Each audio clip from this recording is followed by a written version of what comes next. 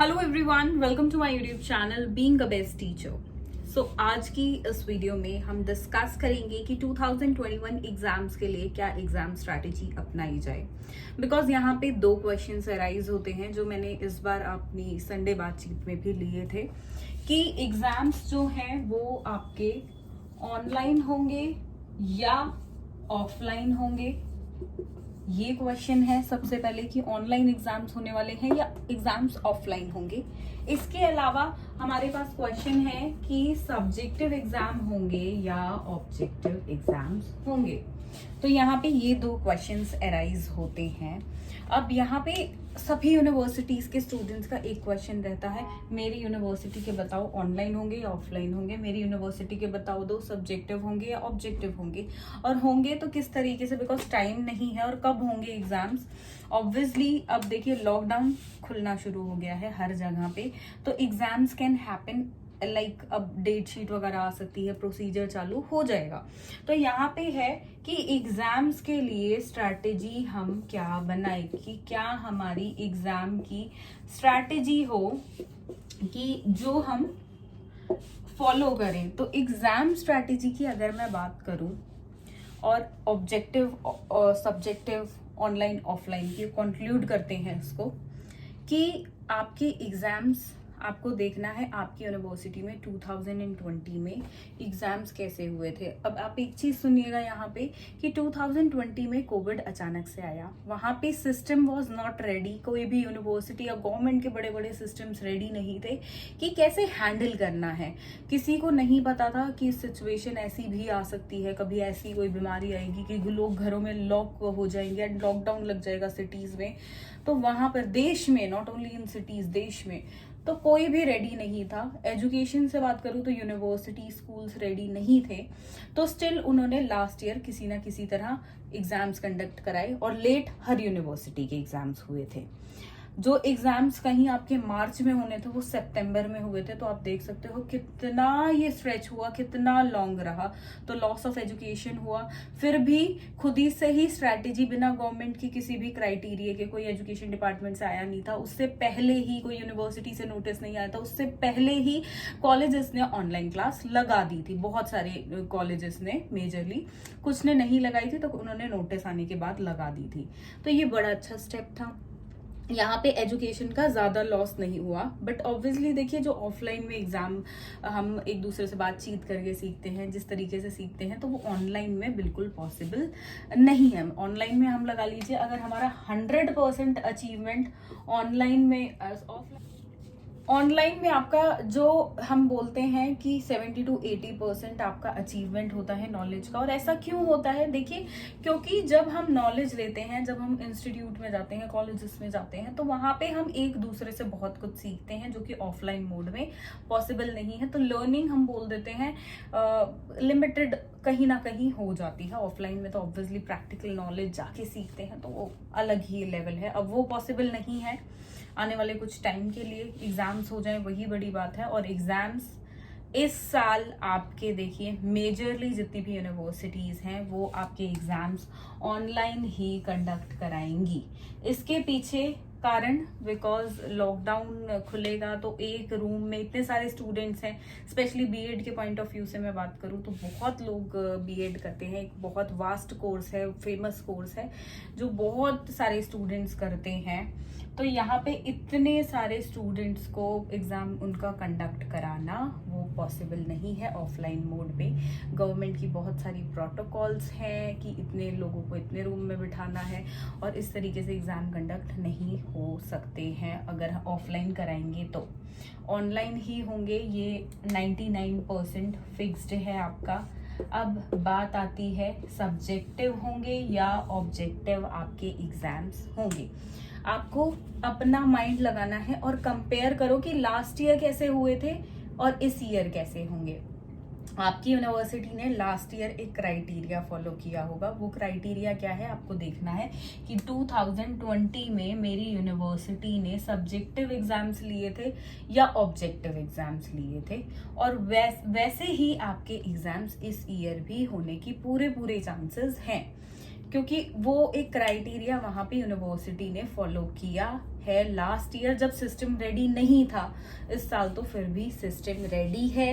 And तो exams तो होंगे, that is done, because last year हुए थे आपके कोर्स के, तो इस साल तो बिल्कुल ही होंगे, क्योंकि लास्ट ईयर तो सिस्टम प्रिपेयर्ड नहीं था किसी चीज के लिए। इस साल तो फिर भी हम सब प्रिपेयर्ड हैं। लास्ट ईयर का एक हमारे पास एक्सपीरियंस है लॉकडाउन का, तो यहाँ पे एग्जाम्स डेफिनेटली होंगे।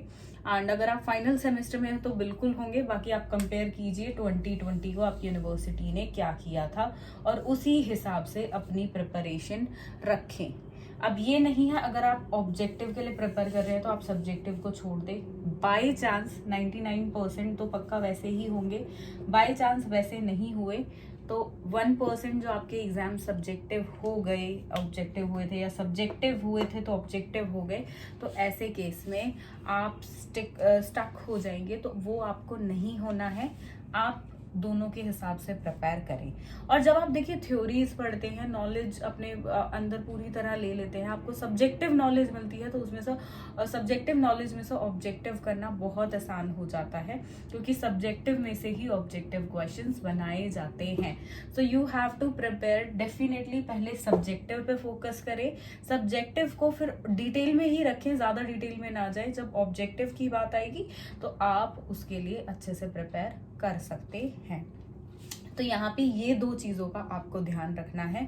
आप ये मान के चले आपकी यूनिवर्सिटी ऑनलाइन ही एग्जाम्स कंडक्ट कराएगी, ऑफलाइन एग्जाम्स की इस बार बहुत कम चांसेस हैं। सो वो चीज़ आपको एनालाइज करनी है। अब यहाँ पे आपकी एग्जाम स्ट्रैटेजी की बात करते हैं। अगर आपने अब तक पढ़ाई नहीं की है या थोड़ी बहुत ही प्रिपरेशन करके रखी है, मतलब अगर जिन स्टूडेंट्स ने 50% भी अभी तक प्रिपेयर नहीं किया है, तो उन स्टूडेंट्स को क्या करना है। तो देखिए, अगर आपने 50% भी अभी तक प्रिपेयर नहीं किया है तो इट्स अपने एक रिंग कर लीजिए अपने माइंड में, एक बेल कि आपने प्रिपेयर नहीं किया है। एक कोर्स जिसमें आप इतने सारे पैसे लगा रहे हैं, अपने खुद के, अपने पेरेंट्स के, अपने गार्जियंस के, तो वहां पे आपको प्रिपेयर करना होगा। Why it is important, because this course like is vocational course. ये कोई बैचलर्स या मास्टर्स की ही डिग्री नहीं है, ये एक वोकेशनल कोर्स है। इसमें आप प्रोफेशनलिज्म सीखते हैं। So it's very important for any human being who is doing BEd और any other course like MEd और एनी अदर प्रोफेशनल कोर्स, कि आप उसको लाइक कुछ एग्जाम से थोड़े दिन पहले, एटलीस्ट 2-3 महीने पहले तो उसको सीरियसली लें और उसके लिए अच्छे से पढ़ें। ये नहीं हो सकता 15 या 1 दिन में या 1 महीने में आपने कोर्स पूरा कर लिया है। उसके लिए भी उसके लिए आप एग्जाम्स पास कर लेंगे और ठीक ठाक नंबर ले आएंगे। अच्छे नंबर लाना बहुत डिफिकल्ट है। एंड गवर्नमेंट जॉब में जो स्टूडेंट्स जाना चाहते हैं, तो गवर्नमेंट जॉब के लिए यू नीड मार्क्स। वो मार्क्स मैटर करते हैं वहाँ पे, तो वो इम्पॉर्टेंट है आपके लिए। कहीं ना कहीं मेरिट पे कुछ जॉब्स निकलती हैं। उसके बाद अगर आप एग्जाम भी क्लियर कर लेते हैं, कॉम्पिटिटिव एग्जाम्स होते हैं अगर आपने कॉम्पिटिटिव एग्जाम क्रैक किया, तो उसके बाद सेकंड क्राइटेरिया सिलेक्शन का होता है, आपकी मेरिट देखी जाती है। जब 2 बच्चे जिनके सेम मार्क्स हैं और सीट एक ही है, तो उनकी मेरिट देखी जाएगी, पहले 12th की फिर 10th की, कि किसके ज्यादा है, और तब जॉब मिलती है।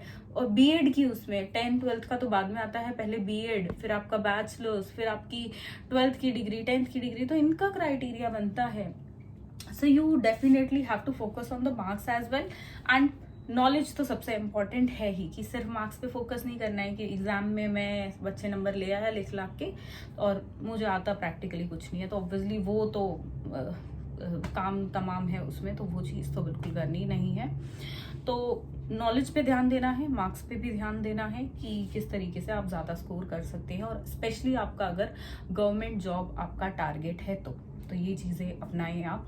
एंड एग्जाम स्ट्रैटेजी की बात कर लेते हैं। अगर ऑब्जेक्टिव के लिए प्रिपेयर करना है आपको और सब्जेक्टिव के लिए प्रिपेयर करना है, सब्जेक्टिव के लिए आपको एक एक टॉपिक देखना पड़ेगा। अपना सिलेबस निकालिए, हर यूनिट कितनी यूनिट है, हर यूनिट के अंदर कितने टॉपिक्स हैं, एक एक करके हर टॉपिक को आप प्रिपेयर कर लीजिए। कितने मार्क्स के अकॉर्डिंग करना है आपको प्रिपेयर, वो मैं आपको बता देती हूँ।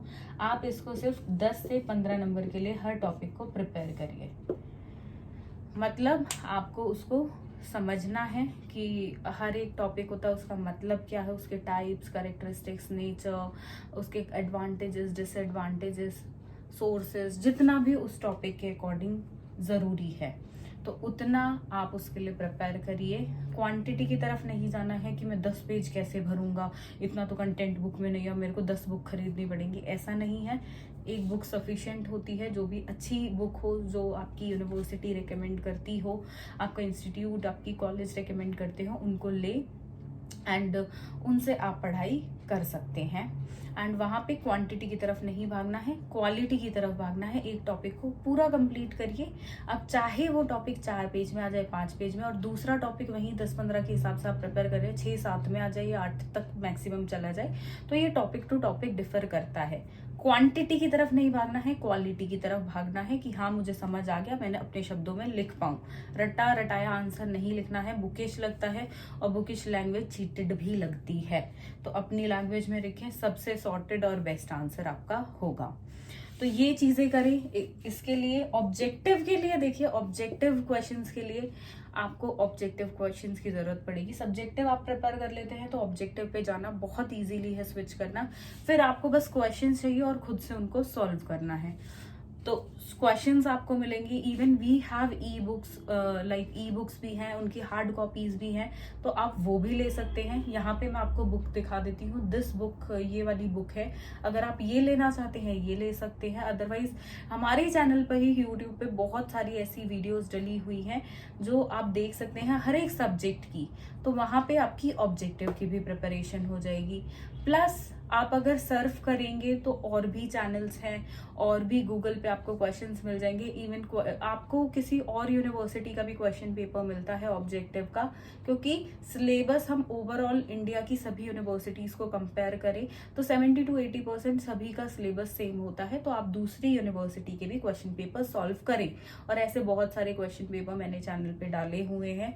तो वहाँ पे वीडियो के लिंक में, लाइक वीडियो डिस्क्रिप्शन में लिंक होता है, वहां पे जाके आप डाउनलोड भी कर सकते हैं और खुद से सॉल्व करें, आपकी प्रैक्टिस होगी। जो क्वेश्चंस नहीं आते नेट पे सर्च करें उनके आंसर्स, या वीडियो देखें, वहां से आपको आंसर्स मिल जाएंगे।